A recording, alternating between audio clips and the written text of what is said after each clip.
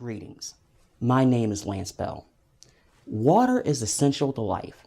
We all know that because we would die without it in a few days. But what if there's no options available when the water is bad? That is the subject of this week's show, and how Flint, Michigan might become the biggest outbreak in lead poisoning in history.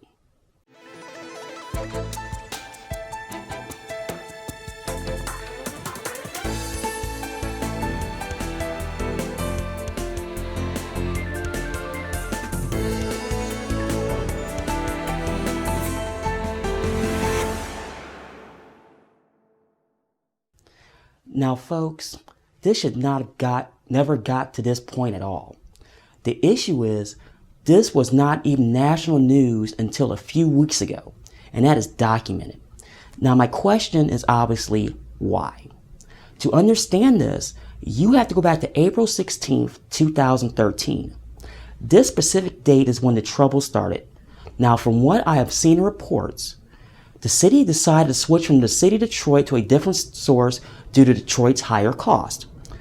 Now, this would have been fine, but they made one huge mistake. They decided to use the Flint River as a temporary source for their drinking water. Now, I'm going to say something right now that should have been common sense to all of us. Why didn't they test the river water before they decided to use it? I ask this because Flint is an historically automobile manufacturing city, and I know that the officials there knew that unless the river was EPA approved to be used as a drinking source, it should not have been used at all. However, it was used anyway for said temporary source until the new system was online. Now, I've seen several news reports, but the best one I have seen in this timeline that DTV put together. Now, because of YouTube rules, I cannot show you the video, but I will have a link in the description that the high school students have done a better job than the media at large, and that is sad. But students, I applaud you for taking charge in this entire situation. Now, I will admit, more I researched on this, I noticed that the officials from the start was basically talking down to the residents. Now, in this clip I'm about to show you, I would like to have your attention to the condescending attitude towards the residents by the speaker. Okay, in Flint, you use 100 cubic feet. A cubic foot, if I had a box, would hold 7.48 gallons in 1 cubic feet. They sell you 100 boxes at a time, and that's 100 cubic feet, which is, just move the decimal point, 748 gallons. Okay, because you do that in Flint, I'm not going to talk million gallons, because some people bill 1,000 gallons is their unit of water on their bill, and then they talk in million gallons of treatment. Since you guys are feet people here in Flint, I'll talk in feet. They buy water from Detroit by the 1,000 units, and it comes in at about $16 and some change per 1,000. Okay, an acre of boxes, 1 foot deep, is 43,560. So it's 43,500 units. So you take the 16 times 43.5. You're basically buying water for $709 an acre foot from Detroit. Taking your $748 times the commodity charge here, the city's reselling you what they buy for $709 an acre foot for about $3,450 an acre foot. That's $2,800 difference. And I need to find out where that $2,800 is going. Okay? So that is the concern. Okay, that's where I get into the economics of the situation. So if you understand that math, I would go to the treatment plant operators, who you as a community 12 years ago invested millions of dollars in. You borrowed it from the state revolving fund. Every year, the federal EPA gives the state of Michigan, based on its population, served water, a certain amount of water funds in what they call the state revolving fund. It's federal fund money. They seed it and then they're required to loan it to cities, you cannot not pay it back because it belongs to everybody in Michigan, and so you put it back in the fund so that the fund can survive, and then they can loan it to you again. You can use state revolving fund money to change valves, to replace pipelines, to do things like that, but you have to tell your elected officials, that's what we want to use the money for. We don't want to buy a softener that costs us millions of dollars in infrastructure, and millions of dollars in electricity, and millions of dollars in sludge disposal, and millions of dollars in chemical, because soft water is actually hurting our pipes. Because you're informed, so you can say, we don't want that. We'd rather have 10 miles of pipe replaced and then wipe the little water spots off our brass fixtures. We'll wipe those off. We give us $10 million worth of water pipe. But you've got to be informed and asked what you want. Okay? Back to what I was saying, the community has to participate in the design of these systems. So I'll get there in just a second, then I'm going to open it up for questions. I want you to get the whole picture. The way water rates are set is very, very simple. Okay? You've heard historically people use the phrase zero-based budgeting. That's kind of what you need to do here in Flint. You need to throw the baby out with the bathwater to start with. Okay? And what I mean by that is you need to take all of your fixed costs, your loan with the state revolving fund. Okay?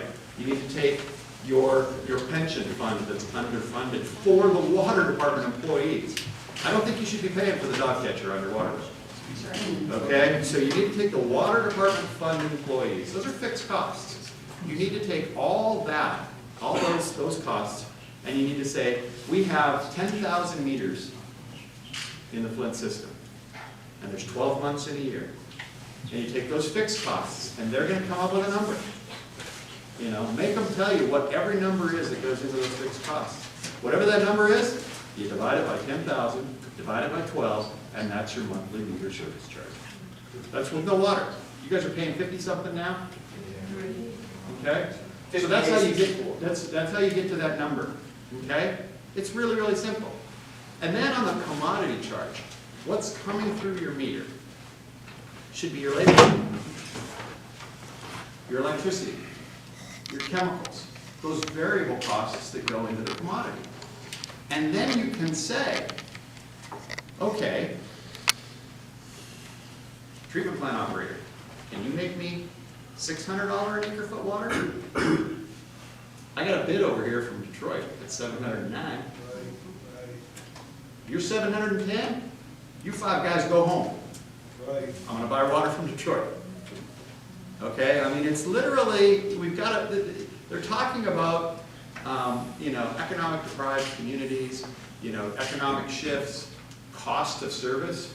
You need to know what goes into that cost of service or you don't appreciate what you're buying. And so to get that understanding, you need to know these basics of how it's funded. So then you can make the decision, my water costs $3 a unit, not $7. And that's not mine at home, but $3 a unit, it's just a hypothetical. I can save 20 cents by not feeding fluoride that I don't want anyway. Community makes that choice. I want soft water. Community makes that choice. I don't want that much chlorine in my distribution system. Or I don't need that water storage tank that was built because I was on Detroit Water and now I'm not, so I don't need that. I can cut that out. Those are the decisions you can make once you're informed. I will talk about the health concerns of all of the chemicals I found in both the Detroit and Flint water, chemicals I found that are coming out on the horizon associated with disinfection and disinfection byproducts. Chlorine is good. Chlorine is needed. Chlorine does not smell in water. What you smell are those byproducts. Okay, we've all been taught when you walk into a swimming pool at the city plunge and you go, whoo, and then you go home and you drink the Flint tap water and you go, smells like the swimming pool. That's not chlorine. What you're smelling is the byproducts. You know what people do in swimming pools, right? Okay? That's why it smells. Okay? You sweat. That's ammonia. Well, the kids do in the pool. That's ammonia. Those are the byproducts. Okay? And so that's what you smell. Now, before I address your questions, because I want this out there as the basic thing of concern that I have with trihalomethane violations, is this. If you are at home and you're consuming the water and you see color, don't drink it. It's not safe. That is not a true statement. You cannot sit in an ivory tower in Lansing and say, the water is safe in Flint without testing it or coming out and looking at it. It's a very dangerous thing to say. And the reason I say it's a dangerous thing to say is that regulator sitting in his cubicle in Lansing doesn't know that there wasn't a backflow or cross-connection situation on your street. They don't know if there was a water line break on your street. They don't have a clue. They're generally saying, there's red water complaints coming out of Flint, screw them, tell everybody the water's safe to drink because it's okay at the treatment plant. They have no clue what it's like at your house. Right. And I defy you to find me one analysis of these jugs of red water, these jugs of brown water, these jugs of black water that they can say is safe. They can't because they haven't run a single test on anyone. Okay. They just have not done it. Now, if you're at home and your water's clear, it smells a little like chlorine, but you can see it, it doesn't taste bad, you're okay. The biggest danger with trihalomethane violations is hot showers and dishes. Okay? And the reason is because those byproducts are inhaled. Once they're inhaled, they go into our bloodstream. Once they go into our bloodstream, they circulate. Okay, I am not going to be as impacted. The men in this room aren't going to be as impacted. You might get bladder cancer in 70 years. Okay? If you are a pregnant woman in your third trimester, Now, folks, if you followed closely enough, the citizens already knew that was not going to end well at all. They've been fighting this for so long. Some probably even asked themselves, even worth fighting more at any cost. And that's sad, folks. We're talking about water. Now, you're probably wondering, how could they drop the ball on this? Well, according to DTV, there was an oversight. They used a system of testing that was for a city of 50,000 and not 100,000, which the city of Flint is. I want to know something. How can anyone miss that? Myself and many other people want to know that question specifically. Now, this is not be going away easily. So much so that Michigan Governor Rick Snyder was asked point blank by the media the Watergate question, which is, what did you know and when did you know it? That must be asked to everyone all the way down the line on this issue. Bottom line. Now, they reportedly switched back to having their water supplied by the city of Detroit 174 days after it started. Really? Now that might sound like a happy ending to you, but it comes back to what I said earlier about lead poisoning. I am no fan of ambulance chasers, but in this short clip, we do have one here, and he speaks about what they plan to do. It's a great honor to be here today. I'm just a lawyer. The people who have been victimized by this and who have continued to fight back are my heroes, and that's all of you. So I'd just like to say that I'm one of the lawyers who's handling a class action case on behalf of the victims of this lawsuit. Someday, somehow, there may be some form of compensation for people who've been injured, damaged, whose property has been destroyed and devalued by what the state of Michigan has done to everybody in this room. Someday. But before that day comes, one of the great things about this lawsuit is that we will be able to force people to come into a room and take an oath to tell the truth at the penalty of perjury, and to answer hard questions. You have to answer this question. Yes, sir. And then we'll come up with some answers, and not the nonsense, the shilly-shallying, the wiggling, the weaseling that we've been seeing for the past, since forever around here. Then we can get at least answers, and once we have those answers, we can demand justice. That's right. Now, this is a case against the state of Michigan. Everybody in this room knows that the decision was made by the state of Michigan. It was made by the emergency managers who were imposed upon this community by the state of Michigan. That's right. In law, we call those people agents of the state of Michigan. But everybody in this room knows the real word for them is puppets. Right? That's right.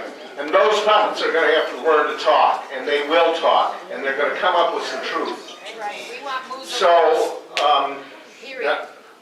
now, some of my clients in the room, I'm not going to introduce them or identify them or embarrass anybody in this room today. I just want to say people who step forward are brave and courageous, and I have nothing but the greatest respect for all of you.